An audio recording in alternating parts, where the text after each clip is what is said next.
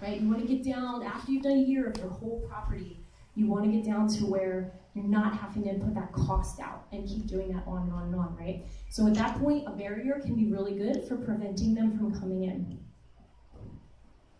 Okay? We do have calendars, and we have information on all of these products, the brand names and the active ingredients that you can take with you. The calendar is really just a reminder to say, hey, every 5 weeks, this is what you should be doing.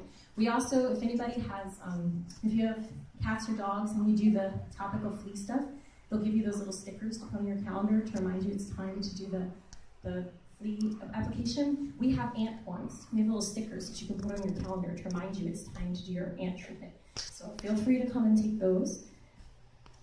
And we really want to emphasize that these ants are hitchhiker ants, okay? I told you they only move a little bit, right? The queen goes here, they don't move very far from each other. So how did they get all the way up here from HPP? Well, they got here by people. We move them around. They love our stuff. They want to be in our stuff. They want to be moved around by us. So when we move plants or building materials or cinder or mulch or like old cars that have been sitting on the property for a while, we are actually moving them. Okay, so that's how they get around. So we really recommend you be very careful with bringing anything onto your property. Now, it's not a like you can't ever bring anything onto your property forever and ever again. You can use that barrier treatment I talked about, the tall star or the star. You can use that to create a quarantine zone on your property. And when you do that, when you bring new materials in, you put them in the middle of that quarantine zone. You have a nice buffer where if there are ants in that material, they try to get out, they're going to die. And then you can treat that area, treat whatever that material is that you brought. So you'll have an opportunity to be able to bring stuff onto your property, but make sure that you're not transporting the fire ants. I also want to encourage you to keep surveying. So we really come back to stressing the surveys. And the reason that we do that is because you want to know what's going on. So once you stopped, I said I don't want you to treat forever, and I stand by that, but what I do want you to do forever is use those little sticks and survey with the peanut butter. And the reason for that is that you may over time find that you've treated, you got 0 detections, you do not want to say, I'm done, great, and 2 years later, your property's infested again because you didn't notice that they were coming in. The earlier you catch it, the earlier you can just get rid of them. You can do spot treatments. So you want to make that a regular part of what you do, right? So maybe, attach it to something else that you do on your property every 3 months or so. Just make sure you're doing that survey, catching them early. One thing that's kind of neat thing about their biology, they form rafts to float on water. So they can attach to each other and make a raft. So what we've seen is that after heavy rains, people who have no ants are suddenly reporting, I got ants again on my property, because they will float. If there's any kind of water coming onto your property, they could float right onto your property.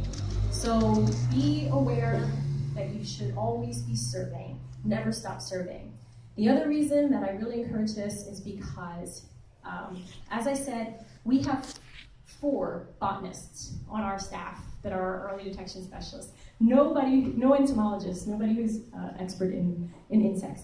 The Department of Ag has a few people that are experts in insects for the entire state that are going out and trying to find new stuff. We will not find new stuff unless you guys are our eyes. So you need to be the ones kind of checking out what's going on my property. What are the invertebrates that are out there? What are the bugs and plants that I'm seeing? So a lot of us know that we've had some major invasions here in the last few years.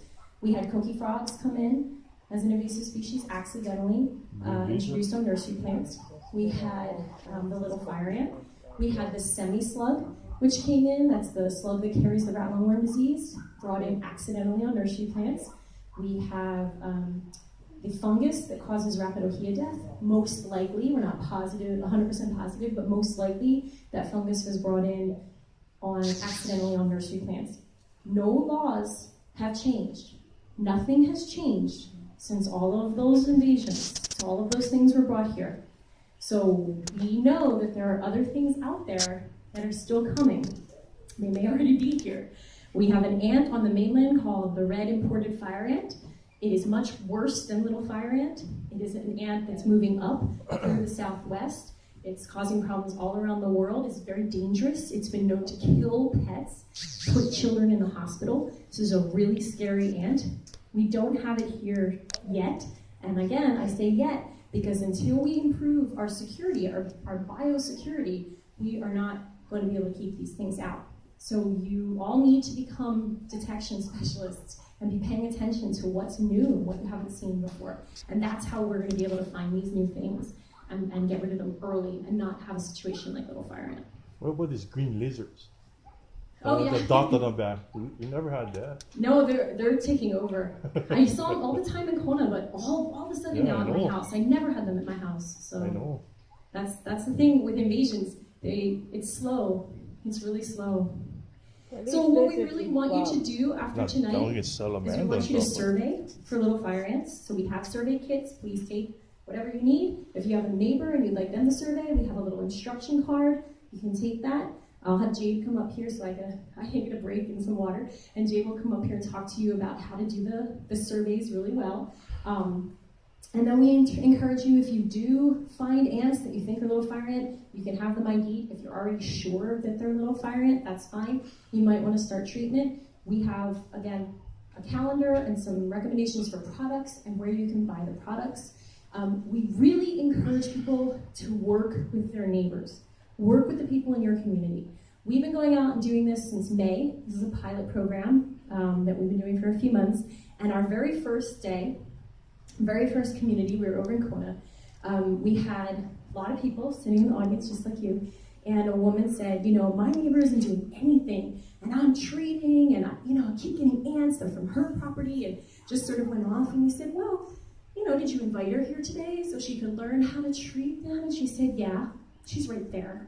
And it was really awkward for us because it was like, well, we have not accounted this yet. And the woman said, I went to Hilo and I took this 6-hour class and I bought the tango and I've been treating for 3 months.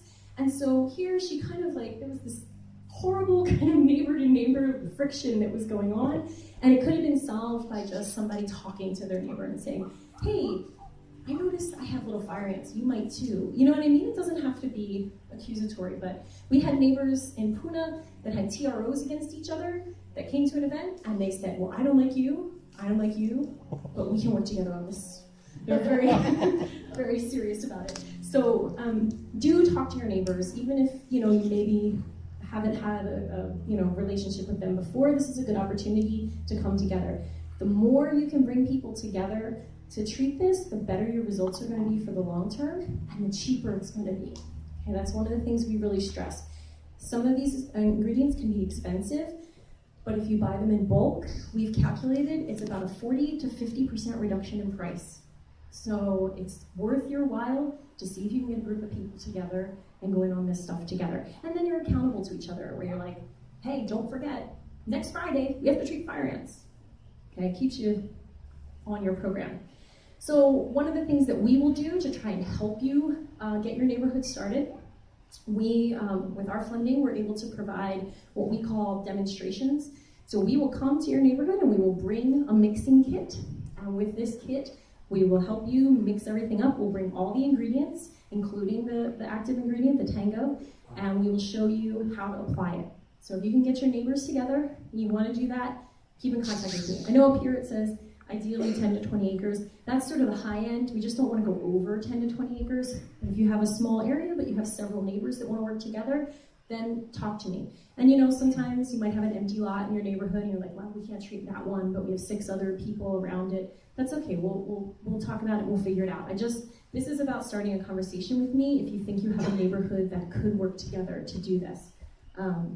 We really do want several people though, so you really want to try and have a nice hui going where you can have multiple people involved.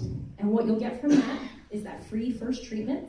The mixing kit that we bring, we will leave with you so that every 5 weeks, you will be able to work with your neighbors to treat. We will send out a calendar, a suggested calendar for you. Here are your treatment dates.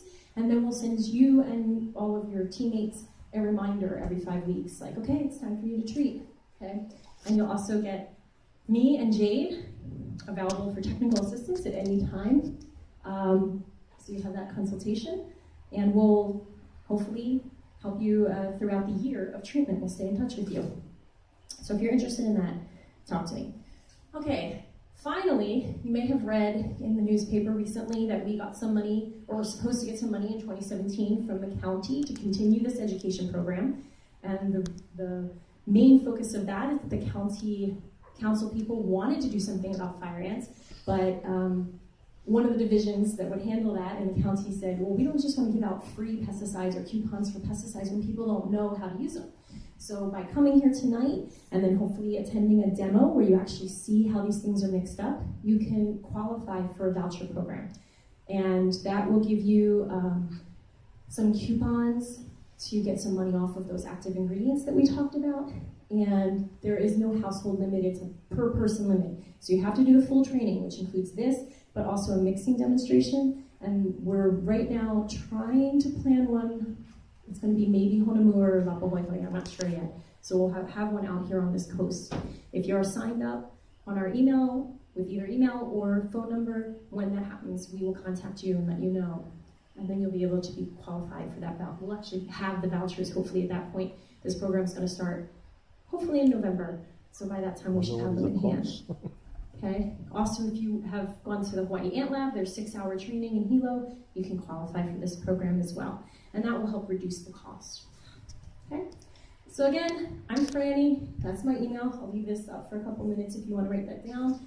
I'm going to let Jade take over so I get a break. And she'll be happy because she doesn't talk as loud as I am, so she gets a microphone this time.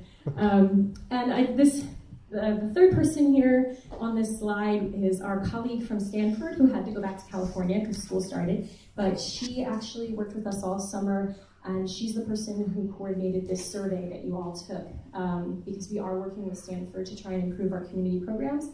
So you'll probably get an email in the next couple months from Becky. That's our colleague, so you know that she's legit.